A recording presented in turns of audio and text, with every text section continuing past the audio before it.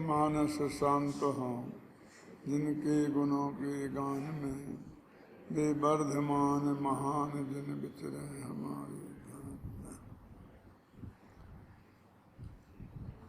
जो अपन अभी गाथाओं का पाठ कर रहे थे, खासकर गाथाओं और कलशों का, उन दो बातों पर बहुत वजन दिया है कि पहली बात तो ये कि जब तुमसे हमने कई बार कह दिया कि मुक्ति के मार्ग में कर्म का कोई काम नहीं है, कर्म का अभाव ही है, तो फिर तुम बार बार पुण्य और पाप की बात बीच में क्यों लाते हो? क्योंकि पुण्य और पाप दोनों कर्म के भेद हैं। हमने एक दफे स्पष्ट शब्दों में कह दिया है, तुम बीच में पुण्य की बात क्यों लाते हो? दूसरा महत्वपूर्ण तर्क ये है कि जब जो जो बंध के कारण हैं वे सब बंध रूप हैं, और जो जो मोक्ष के कारण हैं वे सब मोक्ष रूप होनी चाहिए, एक नियम है। तो जब मोक्ष स्वयं आनंद रूप है तो उसका मार्ग भी आनंद रूप होना चाहिए। और हम मोक्ष के मार्ग में आए और हमारी तकलीफें बढ़े क्यों?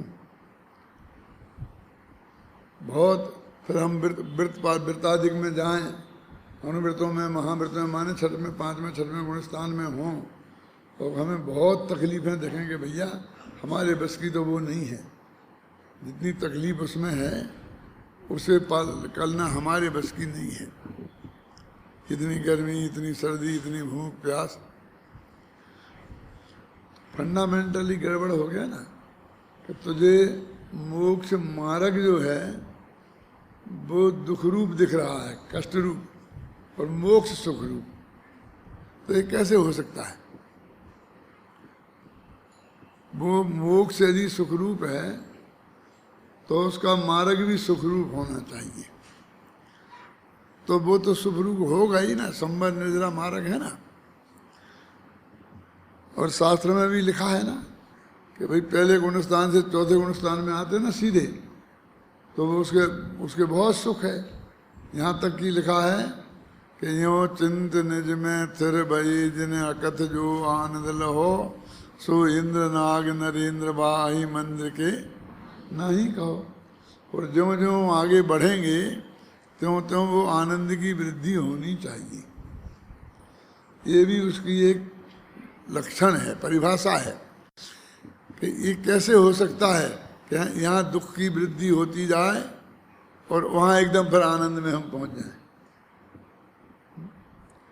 पैसा बढ़ गया, बरापति होते हो तो धीरे धीरे बढ़ता है, लखपति से करोड़पति होते हुए ऐसे बढ़ता है ना। फिर घटते घटते एकदम पहुंच जाएंगे, वो तो अकेला केवल ज्ञान हो सकता है। ऐसे तो कि सूक्ष्म ज्ञान घटते घटते कहाँ तक पहुंचता है? पर्याय नाम का ज्ञान जो निवोदिया का, और पूरा घट जाए तो केवल ज्ञान हो जाता है, आता है ना राजवार्तक में। लेकिन मोक्ष के मार्ग में सुख की प्राप्ति और सुख की वृद्धि रूप मोक्ष मार्ग होना चाहिए। और जब जब तुम श्रावक धर्म, मुनि धर्म, जो ये ना पांचवा गुणस्थान समझ, चौथा पांचवा दोनों श्रावक धर्म, और फिर मुनि धर्म छठवें से लेकर के 11वें तक, 12वें तक, अभी 13वां छोड़ दो क्योंकि वो तो अनंत सुख रूप है, हमने पढ़ा है तो उसे तो हम दुख रूप नहीं मान सकते हैं। लेकिन ये सब तो हमें कष्ट ही कष्ट रूप दिखते हैं। जंगल में वर्णन भी करते हैं तब तो मुनियों के अंदर के आनंद का वर्णन नहीं करते, उनके कष्टों का वर्णन करते हैं। यहाँ हम चित्र भी लगाते हैं ना, तो जिनके माथे पर सिगड़ी जलाई गई थी, जिन्हें शेरनी ने खाया था, जिन्हें स्यारनी ने खाया था, उन्हीं मुनिराजों के हम एक चित्र लगाते हैं। दो एंगल से इस बात को सोचा जा सकता है। पहले तो मैं आपका पक्ष रखता हूं कि हमें जो समाधि मरण लेने वाले हैं, धर्म के मार्ग में चलने वाले हैं, और उन पर कोई तकलीफ आ गई हो तो उनको हम धैर्य बनाने के लिए इनको चुनते हैं। कि तुझे कहते बहुत गर्मी है, बहुत गर्मी है, और ऐसे में रहना गर्मियों में क्यों, जंगल में लू चलती हो तो बहुत कठिन काम है। तो हम समझाना चाहते हैं कि गज कुमार मुनि के माथे पे तो सिगड़ी रख दी थी, तो तेरे को कौन दुख है, मृत्यु महोत्सव भारी। अब गर्मी लग रही हो तो उसे ऐसा समझाते हैं। यदि कोई कीड़े मकोड़े काट रहे हो, कहता है मेरे को सारा शरीर में चिंटी जैसी काट रही, कि हमने देखा है ना कहीं कोई चिंटी मिंटी नहीं है, होता ना ऐसा, कि नहीं मुझको ऐसा लगता है कि चिंटी काट रही एकदम। तो कहते हैं देख वो वे मुनिराज, उन्हें तो शेर खाए साक्षात, तुझे तो लगता है, काट नहीं रही, तुझे लगता है, और वहाँ साक्षात चीर फाड़ के खा रहे हैं। तो इसलिए हमने वो चित्र लगाए। क्या, अब मैं दूसरा एंगल कहता हूं, थोड़ा खतरनाक है। उपसर्ग क्यों होता है किसी पर, पुण्य के उदय से या पाप के उदय से? तो सब पाप के उदय वालों को ही तुमने चुना, जो एकदम आनंद में मग्न है, शीतल ठंडी ठंडी हवा चल रही है, एकदम पुण्य का योग है, और कोई उन पर उपसर्ग नहीं हुआ, एक आध उनको चुन लेते तो क्या दिक्कत थी। सोचने का तरीका है, सोचो आप। मैं हम मान रहे कष्ट है, और तुझे तो अभी थोड़ा ही है, और अभी तो और ज़्यादा हो सकता है, और तो नरक में जाएगा तो कितनी गर्मी लगेगी, अभी तू कौन सी गर्मी से घबरा रहा है। तो ऐसा सोच सोच के गर्मी से बर्दाश्त करने से धर्म हो जाएगा।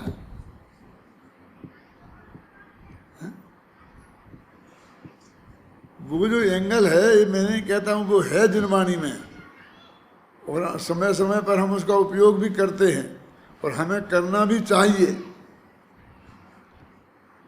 ख्याल में है ना? लेकिन हमको वो आनंद रूप है, मुक्ति का मार्ग पूरा आनंद रूप है, हमें इसको बताने की जरूरत नहीं है। ये जो मुक्ति के मार्ग में जाने से ये सब घबराते हैं, और फिर और हमें ये बता बता करके उनके भय को और ज्यादा नहीं बढ़ा रहे हैं। क्यों? जबकि फैक्ट बिल्कुल इससे उल्टा है।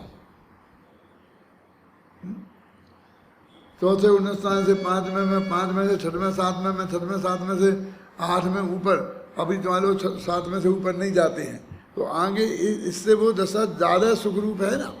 छड़ाला में गुरुदेव फरमा रहे थे, अभी वहाँ तक आए नहीं हैं, आएंगे, कि जो धर्म ध्यान आनंद रूप, मैंने लिखा सिद्ध भगवान की जयमाला में, उसको माना में दुख स्वरूप। जो धर्म ध्यान आनंद रूप, उसको माना में दुख स्वरूप। वो तो आनंद रूप था कि भाई इसमें बहुत आनंद है, बहुत आनंद है, बहुत आनंद है। तो ये बात हमारे, एक एंगल भी हमारे ध्यान में रहना चाहिए कि ये प्रतिकूलताएं तो पुराने पुण्य पाप के उपयोग के अनुसार हैं। अनुकूलता प्रतिकूलताएं, वो कोई मुनि धर्म का दोष नहीं है। ये वो उपसर्ग होना, माथे पे सिगड़ी रखी जाना, ये मुनि धर्म के स्वरूप में शामिल नहीं है। स्वरूप है क्या? यदि स्वरूप होता तो हर एक के माथे पे सिगड़ी रखी जब वो मोक्ष होता उसे। क्या? ये तो बिल्कुल बाहर की चीज है। अब मैं इससे भी अगली बात कहना चाहता हूं कि जब वो कौरव पांडवों को लोहे के गरम पहनाए थे ना गहने, जब वे जल रहे थे, तो जब बिल्कुल अनुकूलता होगी बाहर की, तब तो वे अनंत सुख रूप थे ही, आनंद में थे ही। लेकिन जब वे जल रहे थे तब तो बहुत तकलीफ में थे ना। तो सोच सोच के कि भैया अभी क्या करें, अब तो जिधर जलना ही पड़ेगा, मैं हल्ला गुल्ला करूँगा तो गड़बड़ हो जाएगी, अभी ऐसा हो जाएगा, चुपचाप से हो, ऐसा कर रहे होंगे। बोलो प्रकाश, मैं तुमसे बोलता हूँ, बहुत इसके प्रति समर्पित हो। इसलिए उस समय वे अनंत सुखरूप थे कि नहीं थे? वो छठवें गुणस्थान और सातवें गुणस्थान में जो सुख होता है वो उन्हें उस जलते वक्त था कि नहीं था, मैं जानना चाहता हूँ। अभय जी, मैं पंडितों के लिए बोल रहा हूँ ये बात, बाकी के लोगों की समझ में आ जाए तो बहुत बढ़िया है। गांधी जी ख्याल में आएगा नहीं आई? अरे हम क्या कह रहे हैं, हम क्या कह रहे हैं? उनमें रंज मात्र भी कमी थी क्या?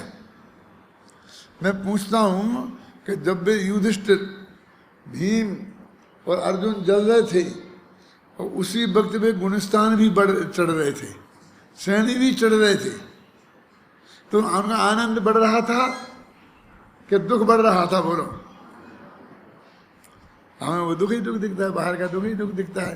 अब उसके हम चित्र बना बना के मंदिरों में लगा देते हैं, अब उसकी मूर्तियां बना बना करके भी, आग लगी मूर्तियां बना बना देते हैं। और घोर तपस्या क्या है? घोर तपस्या तो अनंत आनंद रूप है भाई साहब। शुक्ल ध्यान जैसी घोर तपस्या, एकत्व वितर्क, पृथकत्व वितर्क जैसी, इससे बड़ी कोई घोर तपस्या है? क्यों राजेंद्र, क्यों नहीं है? क्योंकि तपों में ध्यान एक तप है क्या नहीं? एक नहीं, सबसे बड़ा तप है। अनशन तप में 1 बरस का अनशन करो तो मोक्ष जाने की गारंटी नहीं है, और अंतर्मुहूर्त तक ध्यान करो तो केवल ज्ञान होके मोक्ष जाने की गारंटी है। और सबसे बड़ा तप, और उन 4 ध्यानों में 3 की छुट्टी, फिर चौथा ध्यान वो सबसे बड़ा, और चौथे ध्यानों में पहले दूसरे को छोड़कर तीसरा चौथा सबसे बड़ा ध्यान। अब वे एक पृथकत्व वितर्क और एकत्व वितर्क में थे जब केवल ज्ञान हुए ना उन्हें, हैं? तो वो महातपस्वी थे कि नहीं थे? लेकिन हमने जब तपस्वियों के नाम गिनाए तो बाहुबली को नंबर मिल गए ज़्यादा। अब कहाँ हुआ, कैसे हुआ? मैं आपकी तरफ से शिकायत नहीं कर रहा हूँ, जिनवाणी में भी विभाग में से ऐसी बात है कि सम्मा दर्शन के निसंकत अंग में एक चोर पास हो गया, टॉप यूनिवर्सिटी में टॉप एक चोर ने किया, नहीं है समझ? और मैं संबंध भद्र ने लिखा, तावदनांजन चोरोंगो ततो अनंतमति स्मृता, में किससे शिकायत करने जाऊँ और किस किस से विरोध करूँ? आप कहें अभी हाल लाएंगे प्रमाण निकाल के कि ये शास्त्र में लिखा, ये धवल में लिखा, ये श्राप का दाल में लिखा, तुझे समझना है तत्व के नहीं, तो बंद करी धंधा। ये हमारे माथे पे छाती पे बंदूक की गोली लगाएगा ना तो तत्व नहीं समझ पाएगा।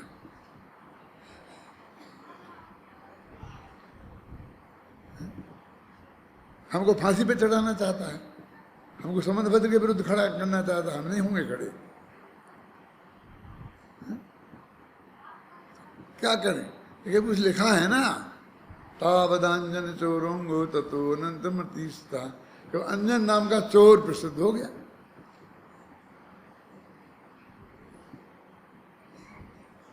अब मैं कहता हूं कि वो अंजन नाम का जो चोर था, वो उसकी किस अवस्था को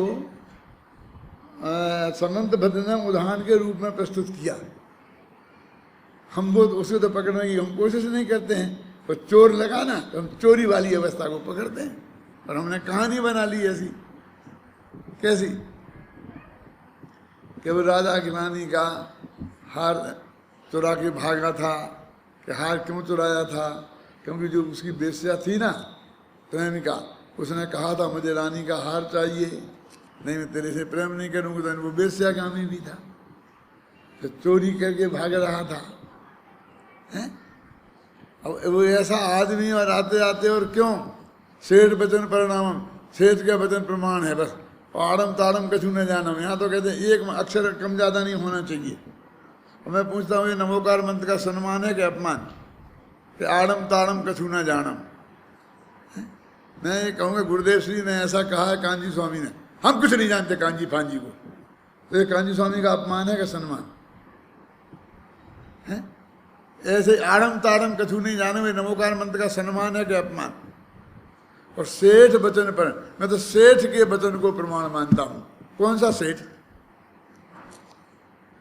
जो खुद ही संशय में पड़ा हुआ है, उतर रहा है वो चढ़ रहा है, उतर रहा है वो चढ़ रहा है। सर्वज्ञ का वचन प्रमाण है कि उस संशय वाले सेठ का वचन प्रमाण है, और उसे हो गई विद्या से क्या हो गया? आदमी से पक्षी हो गया। क्या हो गया? गजब हो गया, आकाशगामिनी विद्या सिद्ध हो गई। इन सब मक्खियों को आकाशगामिनी विद्या सिद्ध है ना, तो बन जाओ मक्खी मच्छर और खूब आकाश में दौड़ना।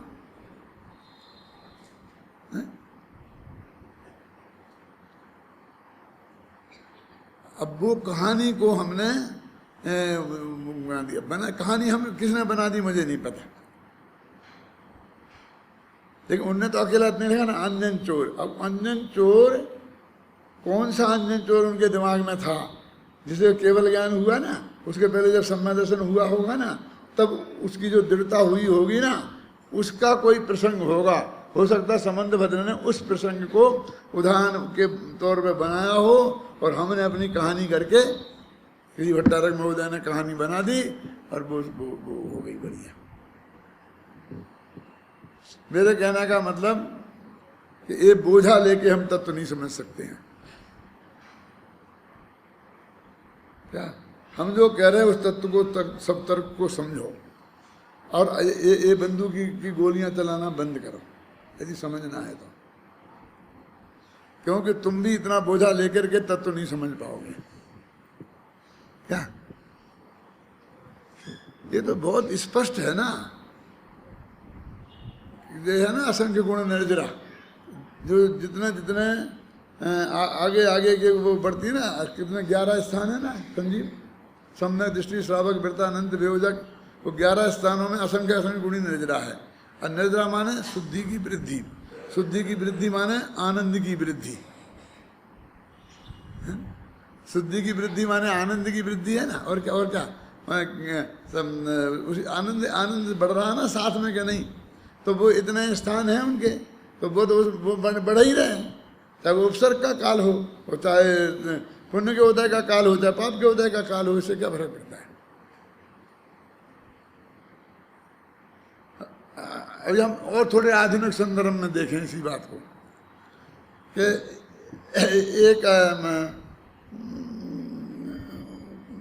एक व्यक्ति है, अब बाहर का यश और अपयश तो उसके यश कीर्ति कर्म, अशस कीर्ति कर्म के उदय के अनुसार होता है, लेकिन उसका जो ज्ञान है, मान लो सम्यक दृष्टि भी हो, श्रद्धान और ज्ञान है, और जो भी उसकी पोजीशन हो, चौथे गुणस्थान की, पांचवें गुणस्थान की, वो उसकी हो, तो उसी का अपयश अयश कीर्ति के काल में वो कम धर्मात्मा हो गया, और यशस कीर्ति के काल में ज्यादा धर्मात्मा हो गया। धर्मात्मा नहीं कहना मेरा उद्देश्य है, धर्मात्मा माने सुखी, जिसको खूब गालियां दी जा रही हैं उस वक्त वो दुखी हो गया, और जब खूब प्रशंसा हो रही है उस वक्त वो सुखी हो गया। वो कसौटी कौन सी वो लगाओ कि वो उसकी भूमिका कायम है। हो सकता है कि जब वो उसकी निंदा हो रही हो तो थोड़ा उसे खेद हो रहा हो, प्रशंसा हो रही हो तो थोड़ा हर्ष हो रहा हो सकता है चारित्र मोह के उदय में। लेकिन मैं पूछता हूं कि उसके आनंद में और शुद्धि में क्या अंतर आया? ऐसा होता है कि मैं 1 सेकंड में विद्वान हो जाऊं, 1 सेकंड में मूर्ख हो जाऊं। ऐसा तो होता है कि 1 सेकंड में सम्यक दृष्टि हो जाऊं और 1 सेकंड में मिथ्या घबराना नहीं।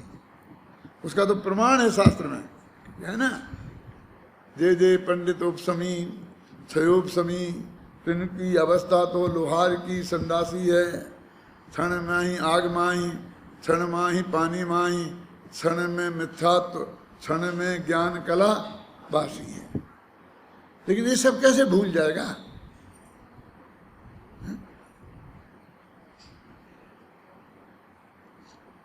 वो ज्ञान तो कायम रहता है ना, मेरे कहने का मतलब ये है। लेकिन इस जगत का क्या स्वरूप है, हम उसके हिसाब से कोई निर्णय करेंगे। अभय जी को मालूम होगा कि हम अध्यात्म स्टडी सर्कल में व्याख्यान करने जाते हैं ना, तो एक दफे एक बरस 29 बरस में एक बरस उनने हमको महामहोपाध्याय की उपाधि दी है, मालूम। 29 बरस में और कभी कुछ नहीं दिया। अब वो भी एक चिदड़ा कागज का दिया जिसमें लिख दिया महामहोपाध्याय, क्यों। और वो जो बात चल रही थी तो उन्होंने एक कहा कि इन्होंने सबके लिए कितना कितना किया, लेकिन किसी ने कुछ नहीं किया। हमने सबसे पहले डॉक्टर भारल को महामहोपाध्याय बनाया, महामहोपाध्याय बनाया है। अब मुझे नहीं मालूम आप लोगों में से कौन था, लेकिन संडे था ना, तो सब ही रहते हैं ना, जो उस साल गए होंगे वो सब वहाँ होंगे। फिर मेरा नंबर आया बोलने का, तो मैंने कहा कि मैं ये जानना चाहता हूँ कि जब मैं अभी महामहोपाध्याय बना, इसके 1 मिनट पहले मैं महामहोपाध्याय था कि नहीं था। जिसकी वजह से आपने मुझको ये डिग्री दी है, वो ज्ञान मेरे में था कि नहीं था, कि ये इसके बाद पैदा हो गया है। क्यों?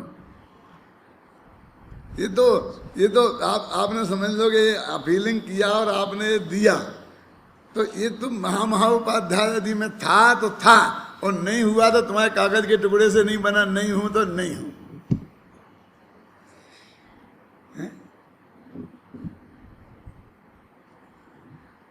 मैं ये कहना चाहता हूं कि हम एक एक क्षण में अपने विकल्पों को बदलते हैं, तो ये उससे सामने वाले में क्या फर्क है। हम ही रोंग सिद्ध हो रहे हैं ना, हम ही गलत सिद्ध हो रहे हैं ना।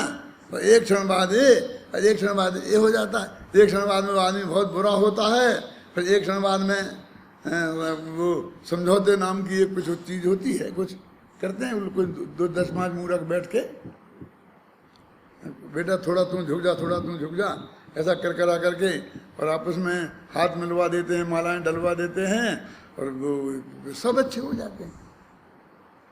1 मिनट में सब बुरे थे, 1 मिनट में सब अच्छे हो जाते हैं।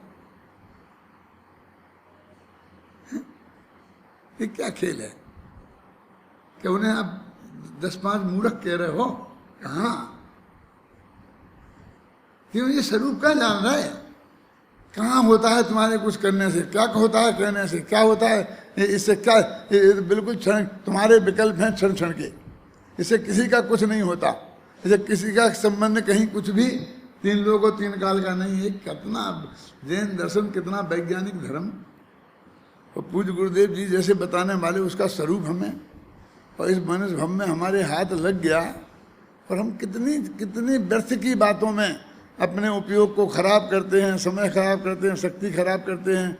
एक एक क्षण इसका कितना कीमती है। आज ज़्यादा जो जितना अच्छा विद्वान है, जो जिसकी पकड़ जितनी अच्छी है, उसका उतना समय ज़्यादा कीमती है। क्या? क्यों? क्योंकि ये कीमती समय का उपयोग नहीं हुआ तो ये कीमती समय खड़ा रहने वाला नहीं है। क्या?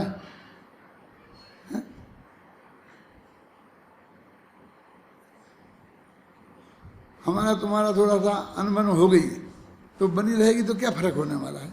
वो मिट जाएगी तो मोक्ष हो जाएगा। बनी रहने दो ना, वो मिटे तो मिट जाए दो ना। अरे मिटेगी तो कसाई के दमन से मिटेगी, कसाई कम होगी तो मिटेगी। इनसे कुछ होने वाला नहीं है। ये मार मार के मुसलमान बनाने से, शोरबा पिलाने से आज तक कोई मुसलमान नहीं बना है। ये जैन धर्म ऐसा नहीं है, ख्याल में आई ना। इसे हमें बहुत गहराई से समझना पड़ेगा। आज जो अपन गाथा पढ़ने जा रहे हैं, गाथा का अर्थ अपन ने कल किया था, और आज जो टीका का अर्थ है, अमृतचंद्राचार्य की टीका बहुत गजब की है। एक एक पंक्ति बहुत कठोर शब्द आएंगे इसमें, जो मैंने अभी बोला इससे भी कई गुने कठोर शब्द हैं इस टीका में। देखो मैं पढ़ता हूँ। समस्त कर्मों के पक्ष के क्षय से प्राप्त होने वाले आत्मलाभ रूप मोक्ष, ये मोक्ष की परिभाषा सुनो। मोक्ष किसे कहते हैं? विप्र कर्मो मोक्षो मोक्षा नहीं दिया क्या? कर्मों के पक्ष का जो क्षय हुआ उससे जो हमें आत्मलाभ हुआ, माने हमें आत्मा ज्ञान में क्या ध्येय बना, श्रद्धा का ध्येय बना, ध्यान का ध्येय बना, उसका नाम है मोक्ष। मोक्ष रूप है और मोक्ष हेतु है। ये मोक्ष कौन सा मोक्ष है? ये वो ऊपर वाला मोक्ष नहीं है, ये कोई किसी गुणस्थानातीत मोक्ष नहीं है। ये तो कहते हैं कि जो हमको कर्म का पक्ष छूट के आत्मा का पक्ष हुआ, ये मोक्ष। चौथे गुणस्थान में मोक्ष बोलते हैं ना, जैसे आप देखो, मोक्ष की अभिलाषा करके, यानी जब तुमने मुनि दीक्षा ली थी, अथवा जब तुमने अणुव्रत लिए थे, अथवा जब तुमने ये धर्म के लिए पधारे थे, जरा सुनना। मोक्ष की अभिलाषा करके मोक्ष की कारणभूत, अब ये तो मोक्ष हो गए, और सम्यक दर्शन, सम्यक ज्ञान और सम्यक चारित्र स्वभाव वाली परमार्थ भूत ज्ञान भवन एकाग्रता, ये तीन तो नाम हैं, लेकिन ज्ञान भवन रूप एकाग्रता, तीनों का आत्मा के सन्मुख होना, वो उनको ज्ञान भवन बोलते हैं। श्रद्धा का ज्ञान भवन, ज्ञान का ज्ञान भवन और चारित्र का ज्ञान भवन, ऐसा आता है। ऐसी एकाग्रता लक्षण वाली समय सारभूत सामायिक की प्रतिज्ञा करके, अब वो समय माने भगवान आत्मा, और वो ज्ञान का गेय जिसमें बनता है, ऐसी सामायिक की तुमने प्रतिज्ञा की थी। वो मुनिराज के लक्ष्य से बात करता है। प्रतिज्ञा काय की थी? माने हमने तो ऐसी नहीं करी थी। अरे मुनि दीक्षा लेने का अर्थ है ऐसी होता ही है, इसके बिना मुनि दीक्षा होती ही नहीं। करके जो जीव दुरंत कसाय चक्र को पार करने में नपुंसकता के कारण क्या कर, देखो कि जो कसाय का चक्र था वो दुरंत है। दुरंत माने दूर है अंत जिसका, दिल्ली बहुत दूर है अभी। दुरंत कसाय चक्र के को पार करने में नपुंसक है ये आत्मा। आत्मा में हर आत्मा नहीं, जो भी है। नपुंसकता के कारण परमार्थ भूत ज्ञान के भवन मात्र, और ज्ञान का होना उसका नाम सामायिक, सामायिक स्वरूप आत्म स्वभाव को प्राप्त ना होते हुए, ये पोजीशन गई परमार्थ में अस्तित्व। इसका अर्थ जो किया था ना, परमठ बाहिरा का अर्थ किया इतना। जैसे देखिए कि आप अपने अपने घरों से इधर आए शिविर में, जो भी आए, हम तो ये मान के चलते हैं कि 18 दिन के लिए जो आया है, आजकल बहुत ज़माना ऐसा है कि 1 मिनट की फुर्सत निकालना किसी को बहुत कठिन है। तो वो 18 दिन का समय निकाल के आया है। और परदेश कलेश नरेशन को, परदेश में तो राजाओं को भी तकलीफ होती है। आपके घर में 2 कमरे का भी मकान होगा तो कम से कम 2 कमरे तो आपके पास होंगे। यहाँ तो 1 कमरे में भी किसी दूसरे को शेयर करना पड़ता होगा, क्यों? और किस दालान में पड़े होंगे कि कहीं हॉल में कहीं पड़े होंगे। 18 दिन तक इसमें रहना पड़ेगा ना। और भोजन कितना ही बढ़िया बनाए, बढ़िया माने कोई बढ़िया का मतलब बढ़िया नहीं होता है, वो हमारे मन के अनुकूल होए ना। जो आपके लिए सबसे बढ़िया है वो हमारे लिए सबसे खराब है, क्यों? 1 रोटी सुबह खाते हैं और 1 शाम को खाते हैं, फिर भी रसोईया साथ ले जाना पड़ता है, नहीं तो भाई 1 रोटी नहीं मिलती है। क्या सुरेश जी, है ना? प्रतिकूलता तो है ही। मेरे कहने का मतलब, आप चाहे जितनी प्रशंसा करो, झूठी सच्ची, और हमारे व्यवस्थापक कितनी बढ़िया व्यवस्था बनाने की कोशिश करें, मैं उन पर भी आरोप नहीं लगाना चाहता हूँ, है भी नहीं, लेकिन वो अनुकूल हो ही नहीं सकती है। और फिर 18 दिन आप यहाँ निकालेंगे, तो मैं कैसे मानूं? यहाँ कोई लौकिक लाभ तो होने वाला है नहीं। क्यों? पैसा पैसा कोई मिलने वाला है नहीं। और ये शिविर के खर्च के नाम पर कुछ लोग तुमसे कुछ वसूल कर लेंगे।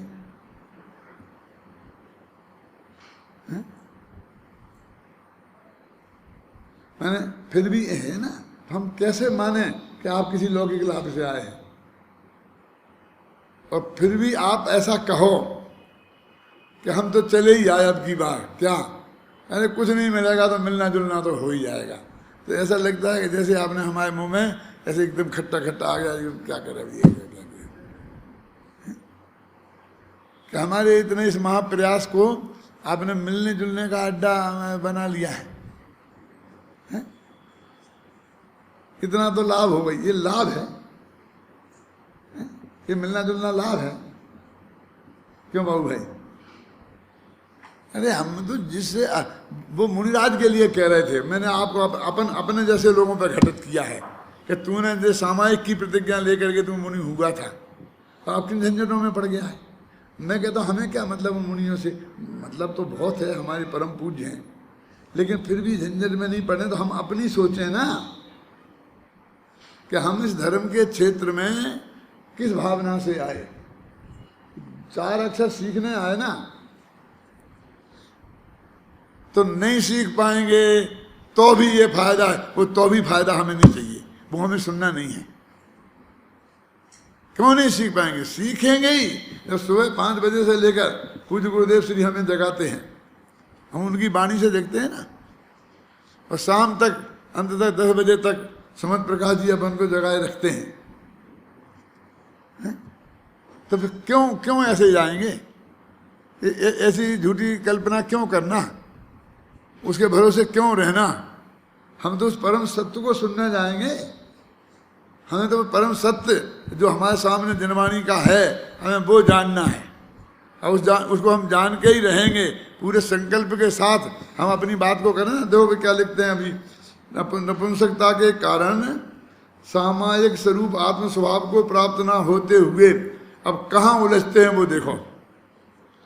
अत्यंत स्थूल संक्लेश परिणाम रूप कर्मों से निवृत्त होने पर भी, अब ये किन जीवों की बात कर रहे हैं कि अत्यंत स्थूल माने पाप कर्म, कि पाप कर्म से जो निवृत्त हो गए हैं उनकी बात है। जमी कंद नहीं खाते, अवैध नहीं करते, आपस में लड़ते नहीं हैं, कसाय नहीं करते हैं, समझ गए आप? लिखा ना, अत्यंत स्थूल संक्लेश परिणाम रूप कर्मों से निवृत्त होने पर भी, संक्लेश परिणाम रूप है ना पाप भाव रूप, अत्यंत स्थूल विशुद्ध परिणाम। देखो वहां भी अत्यंत स्थूल, ये भी अत्यंत स्थूल। कौन? अभी फिर मैं गिनाऊंगा तो फिर देख गए, ये पूजा पाठ वेदशील संयम, ये सब ये अत्यंत स्थूल शुद्ध परिणाम है। विशुद्ध परिणाम रूप कर्मों में प्रवर्त रहे हैं। स्थूलता तो छोटी छोटी नहीं है? वे कर्म के अनुभव के गुरुत्व लघुत्व की प्राप्ति मात्र से संतुष्ट हैं। क्या कह रहे? ये पंक्ति तो देखो क्या कह रही, कहते कर्म थोड़ा भारी था, वो थोड़ा हल्का हो गया, इसमें खुश है। गुरुत्व लघुत्व से संतुष्ट हैं, थोड़ा तो कम हुआ, ऐसा तो अरे हम थोड़े के लिए नहीं आए हैं भाई साहब, ये हमें मनुष्य थोड़े के लिए नहीं मिला है, हमें तो पूरा चाहिए। अंग्रेज लोग कहते थे ना कि तुम म्यूनिसपैलिटी को तुम्हारे हाथ में सौंप देते, चलो प्रांत तुम्हारे हाथ में सौंप देते, केंद्र हमारे हाथ में रहने दो। तो हम कहते हमें नहीं चाहिए, हमें तो पूरा भारत का पूरा हम वो चाहिए, पूरा हम स्वतंत्र। देखा ना, अत्यंत स्थूल कर्म के गुरुत्व लघुत्व की प्राप्ति मात्र से ही संतुष्ट चित्त होते हुए, ये सब संस्कृत में है, जो संस्कृत जानते हैं ऊपर की पंक्ति देख सकते हैं वो। ये मैंने खुद अनुवाद किया है इसलिए इतना खड़ा आ गया है ना, लेकिन अक्षर अक्षर पूरा ऊपर से मिलान कर करके किया है। संतुष्ट चित्त होते हुए भी स्वयं स्थूल लक्ष्य वाले होकर, अब लक्ष्य को ही सूक्ष्म नहीं कर रहे हो, चल इतना फायदा तो है, इतना फायदा तो है, ब्लड प्रेशर तो कम हो जाएगा ना, इतना इतना क्या कम फायदा है। अरे जिससे मोक्ष मिलता है, जिससे कर्म करते हैं, जिससे केवल ज्ञान की प्राप्ति होती है, उस ध्यान से तुम ब्लड प्रेशर कम करना चाहता है और उससे संतुष्ट है। क्यों? ये स्थूल लक्ष्य नहीं है, क्या करना है? हम उमा स्वामी को तो बोलो, ध्यान की परिभाषा में 18 सूत्र लिखे और 18 सूत्र तत्वार्थ सूत्र में हैं, और उनकी राजवार्तिक में, श्लोक वार्तिक में, सर्वार्थ सिद्धि में और जितनी हिंदी की वचनकाएँ हैं उनमें बस उतना ही ध्यान का वर्णन सर्वत्र है। खूब सब आचार्यों ने यहाँ से वहाँ से पलट के देख लो तुम, हैं? लेकिन वहाँ मूल सूत्र में एक चीज को ही ध्यान कहा उन्होंने, बस क्या? उत्तम सन नहीं सा कागे चिंता निरोधो ध्यानम अंतर मुहूर्तात्, बस खत्म। जिससे वो काम होगा, मनमोक्ष का काम होगा। ध्यान ध्यान ध्यान, ध्यान की इतनी महिमा, इतनी महिमा। अरे भले आदमी ध्यान की महिमा है तो कोई अर्थ ध्यान की महिमा थोड़ी है। लो ध्यान की महिमा, ध्यान नाम से तो बहुत चीजें हैं, निकाल निकाल के लाता है वहां से। देखो ये लिखा, ये लिखा है, अरे ये लिखा, लेकिन ये उसके लिए लिखा है भाई साहब। और ध्यानों में तो ये भी है, छोड़ने लायक भी ध्यान है।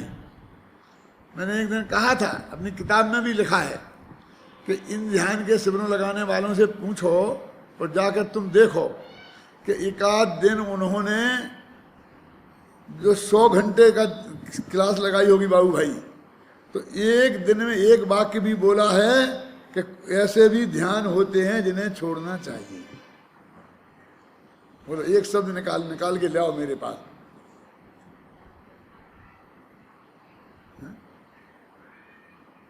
कि ध्यान की बात समझाते समझाते ऐसा समझाया हो कभी कि कुछ ध्यान ऐसे भी होते हैं जिन्हें छोड़ना चाहिए।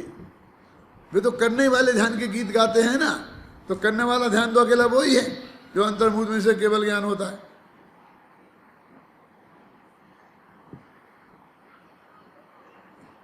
कहने धर्म ध्यान, तो धर्म ध्यान है ना, आज्ञा विचय, उपाय विचय, विपाक विचय, संस्थान विचय, तो ये तो सब स्वाध्याय रूप है।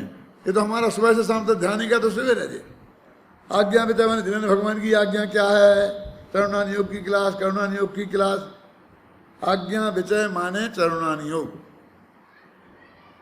भगवान की आज्ञा में माने माथा पच्ची मत करो। भगवान ने कह दिया कि आलू में अनंत जीव होते हैं, वे नहीं खाना, बस नहीं खाना, खत्म। कौन कहता है देखो हमें बताओ, और विज्ञान को ने सिद्ध कर दिया, हम सिद्ध कर देंगे। ना हमें तेरे सिद्ध करवाना है और ना हमें तेरे को सिद्ध करना है। हम अनछने पानी में बहुत जीव तुम्हें दिखा देंगे, ना हमें देखना है और ना हमें दिखाना है। भगवान ने कह दी ना, बस खत्म है। अम्मा ने कह दी ना कि ये नहीं खाना, बस हमें नहीं खाना, बस खत्म, हमें तुमसे बहस नहीं करना। ये आज्ञा विचय है। बोलो उपाय विचय, ये सम्मत दर्शन ज्ञान तारत्राणी मोक्ष मार्ग, ये सब जो वर्णन चल रहा है समय सार वगैरह का, ये उपाय विचय है। अपाय विचय मैंने मोक्ष मार्ग का सके 8 अध्याय 7 अध्याय, वो अपाय विचय है, माने नेगेटिव। मोक्ष के अपाय माने उपाय नहीं है ये संसार के कारण। विपाक विचय, ये पूरा करना नहीं योग अन्ना जी का, ये विपाक विचय है। संस्थान विचय, ये हमारे प्रकाश छाबड़ा का भूगोल, हमारे क्या किसका, संजीव गोधा का, ये सब क्या है, संस्थान विचय है। तो सुबह से शाम तक हमारे यहाँ सब चल रही हैं, सब चलाएंगे हम, सब क्लासें पढ़ाते, कोर्स में भी सब है। तो हमारे यहाँ तो चारों धर्म ध्यान तो चल ही रहा है। और निश्चय धर्म ध्यान में तो निश्चय में तो किसी की जरूरत होती ही नहीं है, वो तो बिल्कुल एकांत ही होता है। ये हमारा ये ध्यान का शिविर है कि नहीं है? ध्यान से निर्णय करो। क्यों? और मुझे जो वो लोग कर रहे हैं, उनमें से कहीं भी जनागम में बता दो कि उस टाइप का कहीं ऐसा हो तो इसकी कहीं चर्चा ही नहीं। कहाँ कर देखो कहाँ थे, विशुद्ध पर गुरुत्व लघुत्व प्राणी मात्र से संतुष्ट चित्त वाले होते हुए स्वयं स्थूल लक्ष्य वाले होकर संक्लेश परिणामों को छोड़ते हुए भी समस्त कर्म कांड को जल मूल से नहीं उखाड़ते। ये राजेंद्र जी आपका प्रश्न का जवाब दे रहा हूं मैं। समस्त कर्म कांड को जल मूल से नहीं उखाड़ते। वो कौन सा कह रहे, वो क्या रख करके थोड़ा सा बैलेंस बना लेना चाहिए। तो ये इसका क्या करूं कि समस्त कर्म कांड को जल मूल से नहीं उखाड़ते। कुछ को तो उखाड़ते ही हैं सब, अशुभ को तो सभी उखाड़ते हैं।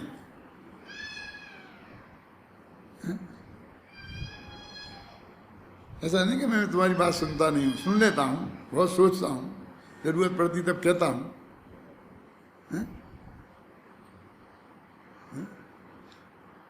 महाभाग्य से हमको कोई रास्ता मिल गया है तो उससे आप हमको और गिराना चाहते हैं बैलेंस के नाम पे। अरे जीवन में जो होगा तो भूमिका अनुसार ही, उसका कहाँ निषेध है। लेकिन निर्णय तो ये करना पड़ेगा कि जड़ मूल से उखाड़ना। कोई कर्मकांड पुण्य पाप का कोई भाव, किसी भी टाइप का शुभ भाव, आप तो उस महाशुभ भाव से हमको एडजस्ट करने की बात करते हो कि जो महाअभक्ष हैं, जो हम उदाहरण मैंने काय का दिया था याद है, वो जो एक गोली खाना महापाप है, उसका पूरा दवा खाना पुण्य कैसे हो जाएगा। वो तो महापाप को हम उखाड़ने की बात करते हैं, तुम उसमें हमसे एडजस्ट कराना चाहते हो कि कोई अपेक्षा लगा कर कोई ऐसा कह के वो तो कुछ तो तकलीफ दूर होती है, कुछ होता है, अब उन्होंने किया तो कौन सा बुरा काम किया।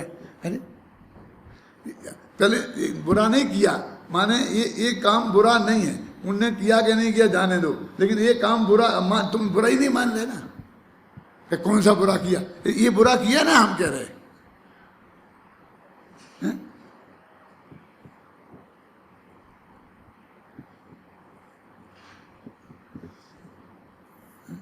मैंने अभी श्रद्धा के लेवल पर, समझ के लेवल पर हम अब दुरुस्त नहीं होना चाहते हैं। इस प्रकार वे स्वयं अपने अज्ञान से केवल अशुभ कर्म को बंध का कारण मानकर व्रत, नियम, शील, तपादि शुभ कर्मों को बंध का कारण होने पर भी उन्हें बंध का कारण न मानकर मोक्ष के कारण रूप से अंगीकार करते हैं, अर्थात मोक्ष के कारण रूप में उनका आश्रय करते हैं। ये अमृतचंद के पूरे शब्द हैं जो मैं आपको पढ़ के अक्षर अक्षर, जो संस्कृत वाले जानते ऊपर संस्कृत टीका पढ़ के बता दो और निकाल के बताओ कि हाँ कहाँ इनमें एक अक्षर का एक कॉमन का अंतर है। यानी अमृतचंद्राचार्य ये सब कह रहे हैं कि हम जल मूल से उखाड़ने की बात करते हैं और आप कोई ना कोई रास्ते से उसे रखने की बात करते हो। श्रद्धा के लेवल पे तो उखाड़ रहे हैं, क्रिया के लेवल पर तो भूमिका के अनुसार ही उखड़ेगा। दुनिया की कोई ताकत नहीं है कि वो भूमिका के विरुद्ध काम कर सके। निजी भूमिका में ऊपर काम नहीं हो सकता, ऊपर की भूमिका में नीचे का नहीं हो ही नहीं सकता। यदि करोगे तो भूमिका गिर जाएगी। यदि इसका मैं शुद्ध हिंदी कहूं तो फिर आप बहुत घबराएंगे।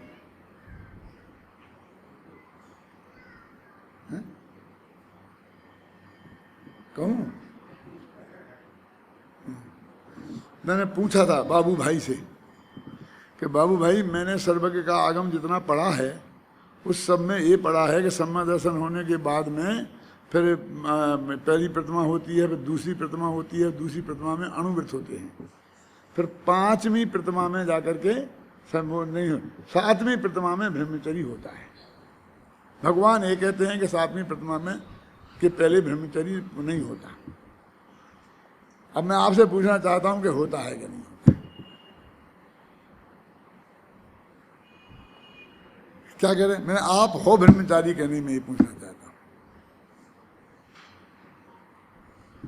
बाबू भाई क्या कह रहे हैं? सिद्धांत की बात कह रहा हूं मैं। बाबू भाई के ब्रह्मचर्य में मुझे रंच मात्र भी विकल्प और शंका हो ऐसी कहता है शादी करने की फुर्सत ही नहीं है।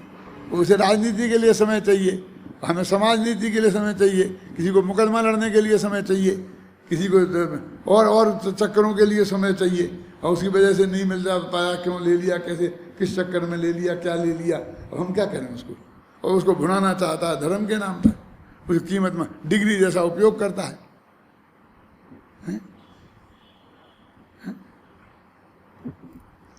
बाल ब्रह्मचर्य कहाँ है? कौन कौन कौन सा बाल ब्रह्मचारी जानता है क्या होता है? बाल माने क्या होता है जानता है?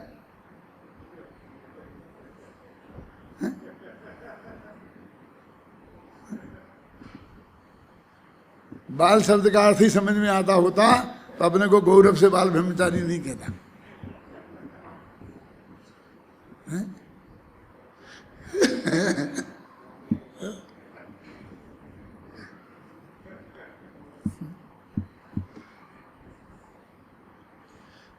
होते ही नहीं महेंद्र कुमार जी। भूमिका के मैंने कहा था एक वाक्य कि भूमिका से ऊंचा आचरण भी उतना ही बड़ी भूल है जितनी ऊंची भूमिका में नीचा आचरण। मुनि भूमिका में ब्रह्मचर्य मतलब मन वचन काय से जो भी अपने नियम मर्यादाएं हैं उनकी जरा भी नीचे उतरे तो उसके लिए गड़बड़ है। और हमने भूमिका के अनुसार सब होता है तो वो होगा, हुए बिना रहेगा नहीं, उसे कौन स्वीकार नहीं करता है। और भूमिका के कम में करना तो वो ऐसा है कि चढ़ता बेटा सूली पे भला करे भगवान। टोडरमल जी ने कहा है किन्हीं किन्हीं जीवों को सम्य दर्शन होने के बाद व्रत होते हैं, सब जीवों को, और किन्हीं कोई कोई पहले ले लेते हैं और फिर उन्हें बाद में सम्य दर्शन हो जाता है, लिखा है। लेकिन उनको वे उसे धर्म माने तो प्रतिबंध लग गया, फिर नहीं होगा। उसे वे धर्म नहीं माने और उसकी वजह से रंच मात्र भी अपने को बड़ा नहीं माने तो उन्हें चांस है कि बाद में सम्य दर्शन हो जाएगा। क्या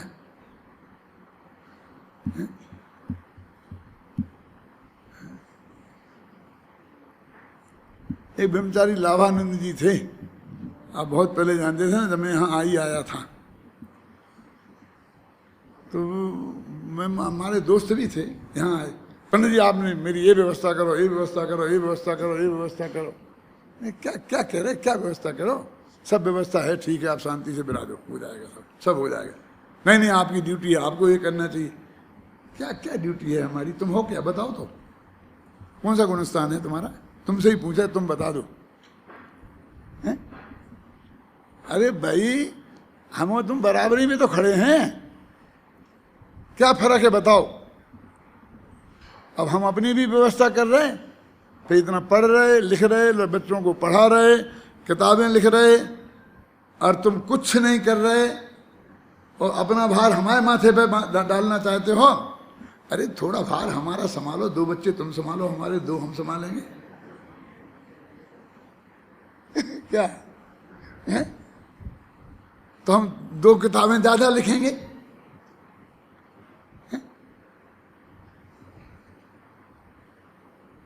ना ज्ञान है गांठ में, ना अध्ययन है, ना मनन है। मेरे पिताजी से मैं एक बात कहता था, वो बहुत मार्मिक है, समझना बहुत मार्मिक, कि मेरे पिताजी बहुत स्वाध्याय करते थे और ने छोड़ दिया था सारा धंधा पानी, बिल्कुल घर की बात, 4 6 8 8 घंटे। फिर ये कहते भैया मुझे याद नहीं रहता है, तुम्हारी तो बुद्धि अच्छी है। ये सच्ची घटना होता है ना, एक एक अक्षर सास की गद्दी पे बैठ के ऑटोमेटिक समय सार पे हाथ रखा हुआ है कि तुम्हारी बुद्धि बहुत अच्छी है, तुम्हें याद हो जाता है, और हमारी बुद्धि उतनी अच्छी नहीं है इसलिए हमें याद नहीं होता है। तो मैं कहता देखो 2 बातें हैं, एक तो मजदूरी से काम होता है और एक ठेकेदारी से। क्या तो ये काम करवा दो, सारा मलबा पड़ा है बाहर फेंकवाना है, तो कितना पैसा लोगे हम नहीं जानते बाकी, और नहीं तो तुम मजदूरी करो, सुबह से शाम तक फेंको, जितना फेंक जाएगा इतने पैसा मिल जाएंगे। 2 तरह से होता है ना। तो आपकी यदि बुद्धि स्थूल है और आपको याद नहीं होता है तो आप मेरे को ये वचन दो कि मैं 8 घंटे स्वाध्याय करूंगा और फिर आपको एक भी गाथा याद नहीं हो तो मैं नहीं पूछूंगा। और यदि आपको ये भरोसा है कि मेरी बुद्धि अच्छी है तो ये बता दो कि बस मैं 20 गाथाएं याद करके शाम तक बताऊंगा, पर मैं 1 मिनट नहीं पूछूंगा कि तुम सो रहे के उठ रहे के बैठ रहे कर रहे हैं। फिर आपने आगे करना, ठीक है करो, बोलो क्या करना है। 2 ही हाथ लड्डू नहीं चलेंगे। स्वाध्याय भी या मजदूरी से करो या ठेके पे करो, हैं? ये तो उसका नियम है। हम पढ़ते थे, बड़े दादा को मालूम है, हमारी क्लास में मैं सबसे छोटा था उम्र में। मेरे से बड़े दादा भी हम एक ही क्लास में थे। 2.5 वर्ष बड़े दादा थे और बाकी सब 5 वर्ष बड़े थे। और ये हमारे गुरुजी आते थे राजधर लाल जी, तो मैं 7 बजे भी शाम के सो रहा हूँ तो वे कहते नहीं जगाओ मत उसे, नहीं बिल्कुल नो डिस्टर्ब। और बाकी कोई सो जाए तो लेना के देना पड़ जाता। क्यों? उसको पाठ अपना याद रहता है, उसे तैयार रहता है, तो ठेके से काम कर लो, हैं? समझे ना? या फिर पढ़ो तुम, हम बताते हैं अभी बैठो आपके 11 बजे तक पढ़ो, फिर सुबह 5 बजे उठ के पढ़ना, और फिर जितना याद होगा उतना देखी जाएगी। तो भाई तुम कुछ तुम्हारे पास बताओ ना क्या है। तुमने घर छोड़ा, दरबार छोड़ा, बाहर छोड़ा, तो अभी तुम्हारे पास गांठ में कुछ ज्ञान होना चाहिए ना, कुछ पढ़ना पढ़ाना होना चाहिए ना, कुछ ऐसी चीज होनी चाहिए ना। उसमें तो जीरो है। क्यों? तो फिर काय के बाल और काय के ब्रह्मचारी, हैं? तो ये जो वस्तु का स्वरूप है, हमें उसकी मर्यादा का उल्लंघन हम नहीं कर सकते, उसका तो हमें पालन करना ही पड़ेगा। और हमारी आत्म शांति का उपाय इसमें है, हम इसके मार्ग पर चलें, यहाँ वहाँ भटके नहीं।